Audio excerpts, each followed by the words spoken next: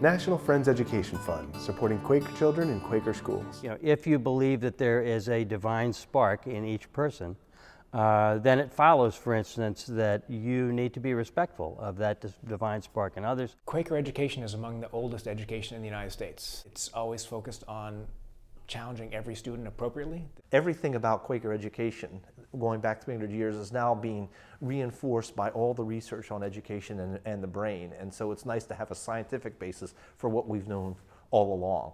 I think Quaker schools provide a place to really live out some of those early sort of founding values. The thing that I think appeals to a lot of people is how children learn conflict resolution, how you look them in the eye, you make I statements, that the approach to life is through healing.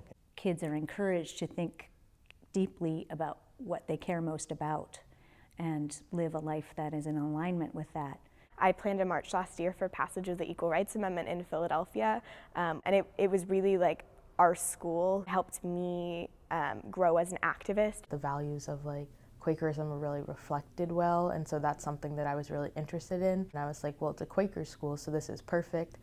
What Quaker families can bring to Quaker schools is this very lived reality. Those parents are really good kind of touchstones for me, in terms of process, in terms of decision making. I know my parents sent me here because they wanted me to have a Quaker education specifically. Quaker children are really invested in and oriented to having a core of respect in everything that we do.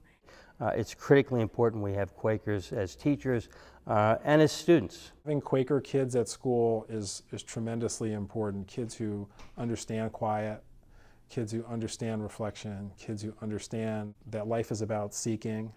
It's an opportunity for them to serve in the same role that we did as important role models for other students, as people who can model having grown up with the ability to have a voice. Sort of like the peaceable kingdom. Like we can talk with each other. We can be different. We can have different points of view. We can build community. We can come together. We can work for common goals and common purposes. And that's not always often reflected outside of our walls here. I think it's absolutely essential to do anything we can to enrich our student body with Friends. I actually benefited from a Friends Education Fund scholarship, and it really changed the trajectory of my life. Friends need to be attached to those schools in important ways so that they're giving their spirit and energy to the energy that is within the school.